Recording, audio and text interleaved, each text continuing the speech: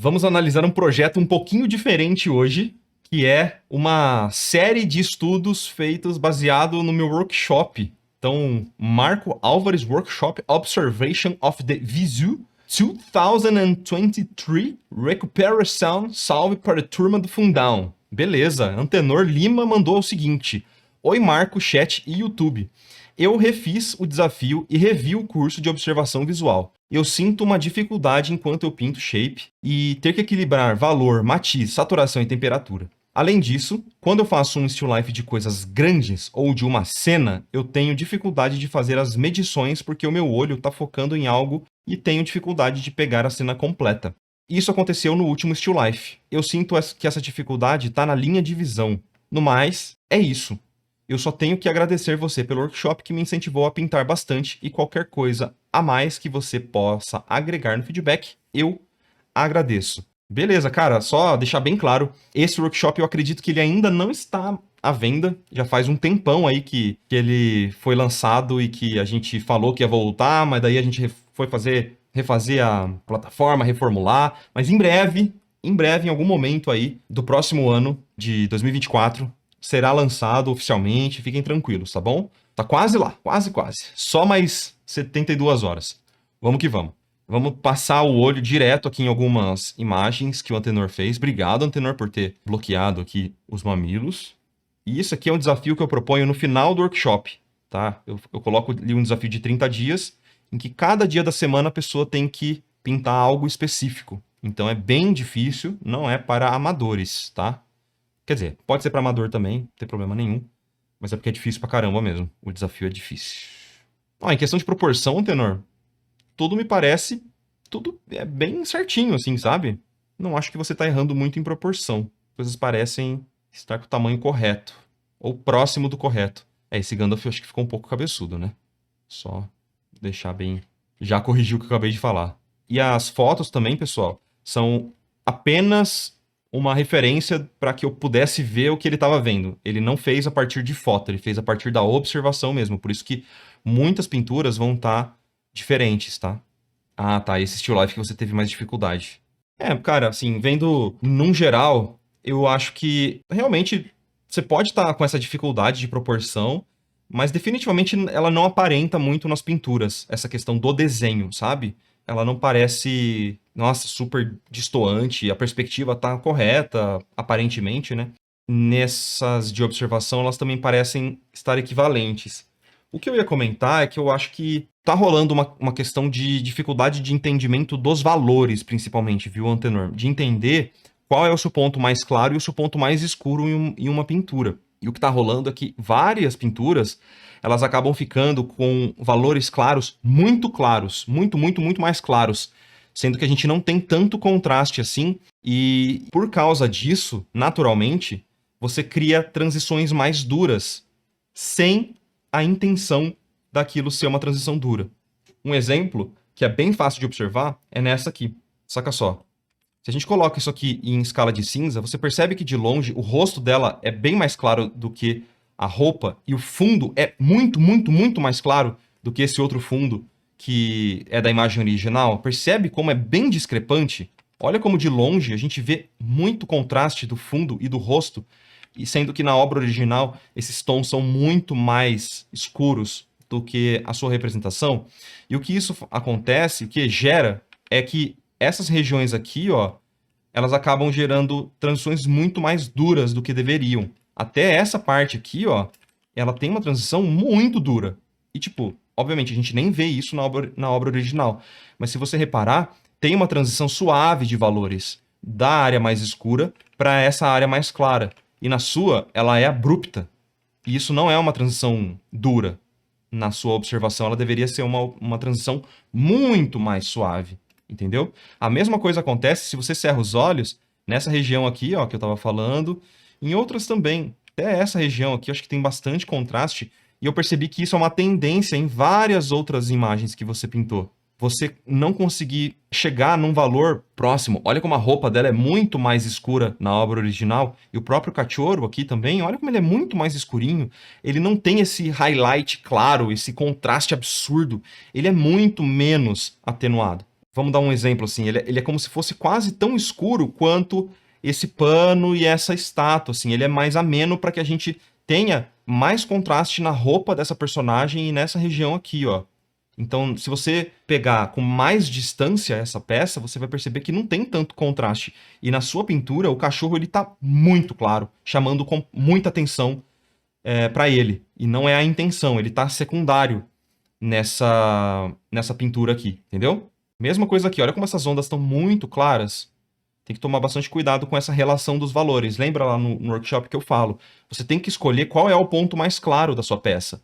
E escolhendo, por exemplo, a roupa dessa personagem ou até o highlight desse abajur ou essas folhas sendo mais claras, esse highlight aqui sendo claro, tipo, o cachorro não tem nenhuma relação de claro e escuro com essas regiões aqui, ó. Olha como ele é muito mais escuro. Então, se você tivesse seguido lá o passo a passo que eu passo no workshop, passo a passo que eu passo, tá ótimo, esse português tá maravilhoso. Se você tivesse seguido o passo a passo, você ia notar que, tipo, se você escolhesse isso aqui como o ponto mais claro da sua pintura, você nunca ia pintar o cachorro tão claro quanto ele. Então, faltou essa lembrança dos fundamentos do passo a passo que eu transmito ali no workshop, tá? Eu percebo que você acaba espalhando muito contraste ao longo da pintura. Você tem que ser mais certeiro, gerar uma hierarquia de valores, que é o que eu passo no workshop também, tá? E até algumas pinturas, elas acabam ficando muito rabiscadas, com um aspecto muito rabiscado, gerando muito contraste desnecessário também. Eu percebo isso nesse still life aqui, tem, acho que, um uso indiscriminado de pinceladas rápidas, tentando gerar muita textura até, sabe? Tipo, e eu acho que você poderia ser um pouquinho mais cauteloso e mais paciente nessas pinturas. Eu não sei se você já teve que fazer isso aqui na pressa e tal, mas eu percebo que, assim, se você não pintou isso aqui de forma rápida, eu posso estar bem enganado no que eu vou falar. Mas, por exemplo, percebe como se essa pintura muito rápida aqui, você acabou gerando valores exacerbados, assim, tipo, exageradamente contrastados também, ó. Tipo, tem uma pincelada, outra pincelada aqui, aí tem um outro shape de um valor aqui, aí tem um outro shape aqui, aí tem um outro shape, outro shape, outro shape, outro shape. Então, você tem muitos valores numa área que era para literalmente ser uma pincelada. Uma pincelada simples, talvez até usar a seleção e fazer algo muito mais simples, sabe? Ou quem sabe usar o pincel de forma maior até, para fazer de um jeito bem mais sutil, sabe? Aqui a mesma coisa, olha como você, para fazer uma transição simples de uma luz que está vazando aqui. Eu não sei o que é isso, se é um radinho, parece um radinho, eu não sei exatamente o que é isso aqui, uma caixa, enfim. Para fazer uma coisa que era para ser muito simples, você acabou, tipo, rabiscando muito, fazendo muita pincelada. De novo, desnecessário, gerando contrastes acentuados demais, assim, para uma região que provavelmente não era uma região que você queria muito contraste. Provavelmente você gostaria de ter mais contraste aqui no highlight da maçã, talvez aqui na banana. Então, particularmente, eu não vi essa referência, tá? Mas eu particularmente amenizaria todos esses contrastes aqui, ó, com muito mais cautela e tentando gerar aquelas formas maiores, shapes grandes de massa, né, de luz e sombra, com menos contraste, sacou? Para que você tivesse o maior contraste realmente aqui na maçã. Ou deixa esse highlight da maçã ser o ponto mais claro, se for o que você realmente estava enxergando, tá bom? E até esse valor aqui, propositalmente tirar um pouco de informação dele, pudesse ser uma boa pedida aqui, para você não gerar tanto ruído. Eu não sei o que é isso, tá? Eu estou fazendo só para você entender a lógica por trás. Por exemplo, o pincel maior, se você quiser fazer uma transição, faça a transição de uma forma proposital, sabe? Que nem você fez aqui, ó. Aqui você fez super bem, tá bom? Acho que é uma coisa que acabou se repetindo bastante nas outras imagens, ó. Você tem muitos valores na mão, sendo que eu acredito que isso aqui, por estar em sombra, tinha que ter transições muito mais suaves. Se você está pintando um elemento que está em sombra, completamente em sombra, você poderia ter pintado isso aqui com um pincel suave, completo, que ia ficar até um resultado melhor. Com certeza absoluta, sabe? Teve uma outra imagem que eu vi também, essa aqui também tá com bastante contraste. Olha como a gente teria a possibilidade de trabalhar com umas sutilezas muito interessantes nessa imagem aqui, ó. Saca só. Questão de valor, olha como a luz que tá batendo no rosto da estátua é muito mais clara do que a que tá no peito. Percebe? Olha a diferença de valor. Só que na sua pintura, você acabou colocando, tipo, valores próximos, assim, sabe? Tipo, muito mais próximos. E aí a gente perde até a noção de que a luz está mais forte no rosto. Eu acho que você poderia dar uma amenizada muito maior nessa região toda aqui de baixo. Vou deixar isso aqui bem mais escuro, tirar contraste mesmo, trazer uma coisa que a gente chama de fall off, que é como se fosse o caimento da luz ali. A luz ela vai meio que perdendo um pouco de intensidade ao longo da pintura. Então, quem sabe, se você tivesse pensado naquela hierarquia que eu estava falando mais cedo, você poderia trazer essa luz muito mais evidente no próprio rosto da estátua aqui, ó. Fazendo com que a gente crie uma hierarquia e suba alguns brilhos apenas nessa região aqui, ó. E aí, quem olhar para essa imagem vai naturalmente olhar para essa parte mais de cima aqui do rosto dela, porque vai chamar mais atenção, porque vai estar com valores mais claros. Dessa forma, a gente cria uma hierarquia muito evidente, como se a luz estivesse batendo primeiro no rosto da estátua. E depois ela tem esse caimento. Ó, tá vendo como dá uma outra carinha para a peça? Tipo, a sombra dessa região aqui, olha como ela tá clara na sua imagem. Percebe? Acho que dava para escurecer bem mais. Isso aqui tinha que vir aqui, ó.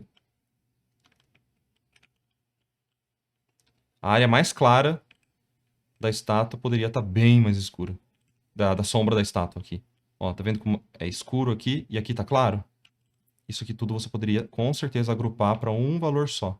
E as técnicas que eu passo no workshop, com certeza, te ajudariam nisso, né? Para você criar essa hierarquia, eu passo as técnicas lá no workshop, né? Eu não tô cobrando uma parada que eu não forneci de informação, né? Ó a diferença aqui. Então, tudo aquilo que eu já falei, de tipo, você cerrar os olhos, dar um passo para trás, você começar sempre sabendo qual é o seu ponto mais escuro, o seu ponto mais claro, usar os seus valores e tudo que é possível na pintura para chamar a atenção para aqueles pontos. Esse gengibre aqui eu não vou nem levar muito em consideração, porque realmente a foto, com certeza, teve aquele equilíbrio da câmera, né? Para captar um pouco mais de informação na transição aqui, ó. Mas olha como a gente poderia escolher aqui a área de luz como está bem estourada e a área de sombra está bem carregada, né? De um valor bem escuro, único. E o seu você acabou colocando informação na sombra e na luz. Você poderia ter escolhido, pelo menos na sua pintura, uma delas para você tirar a informação. E não ficar olhando na hora de pintar na luz, ficar olhando para a luz, até o seu olho acostumar. Ó, isso aqui ficou muito legal. Questão de hierarquia de edges, ficou muito bom. Acho que tem áreas de sombra que você poderia realmente amenizar o contraste, mas é basicamente o que eu já tinha falado, mas nessa aqui fica bem evidente também a mesma relação. Aqui também é a mesma coisa, ó, daria para agrupar muito mais as áreas de sombra, suavizar bem as áreas de sombra. Acho que feedback é bem esse, tá, Antenor? Mas, cara, da hora ver as imagens que você produziu. Cara, você já fez o desafio 2 vezes, então isso já é uma parada muito a mais, cara. É uma questão de ajuste, sabe? Uma questão de ajuste do que você deve procurar na hora de começar uma pintura. Eu recomendo, eu sei que você deve estar super enjoado de ter feito esse desafio, já cansado e tal, mas eu recomendaria você fazer pelo menos mais um, levando em consideração essas minhas dicas aqui. Eu quero ver se muda alguma coisa pra você aí no pensamento na hora de executar essas imagens. Mas da hora, parabéns, cara. É para poucos mesmo. Fazer várias vezes o desafio é um negócio de maluco, cara. Mas eu fico muito feliz de até você ter tido o interesse de rever o workshop. Eu também fico extremamente feliz, cara. Beleza? Da hora. Valeu, Antenor. Espero que a galera que tenha assistido esse feedback que tenha feito algum sentido pra vocês, porque eu sei que foram coisas bem específicas, né? Coisas mais, assim, quase um papo interno, assim, de quem já se conhece há bastante tempo, mas enfim, acho que dá pra tirar alguma coisinha desse papo aí. Valeu, Antenor. Valeu mesmo, mano. Bora pro próximo desafio, hein? Então, 30 dias? Ano que vem eu quero ver de novo. Ó, já pensou? Não, dá um descanso, dá um descanso. Vai fazer alguma coisinha de criação agora, eu tenho certeza que sua mão deve estar coçando. Valeu, mano.